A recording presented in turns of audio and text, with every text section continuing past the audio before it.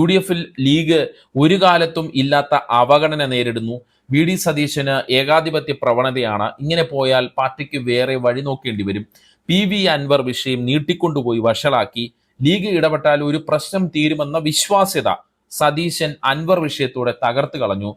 സതീശൻ അനാവശ്യ വാശി കാണിച്ചു. അൻവറിനെ കാണാൻ രാഹുൽ മാങ്കൂട്ടത്തിൽ പോയത് ശരിയായില്ല. ഇങ്ങനെയുള്ള ഇത്തരം കടുത്ത വിമർശനം ഉന്നയിച്ചത് KM ഷാജിയും MK മുനീറുമാണ് എന്നതാണ് മറ്റൊരു ശ്രദ്ധേയമായ കാര്യം.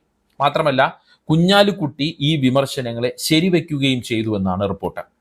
നിലമ്പൂർ ഉപതെരഞ്ഞെടുപ്പ് പടിവാതിക്കൽ എത്തി നിൽക്കെ ലീഗ് ഉയർത്തുന്ന കടുത്ത വിമർശനം രാഷ്ട്രീയമായി നമുക്കറിയാം വളരെയേറെ പ്രധാനപ്പെട്ടതാണ്.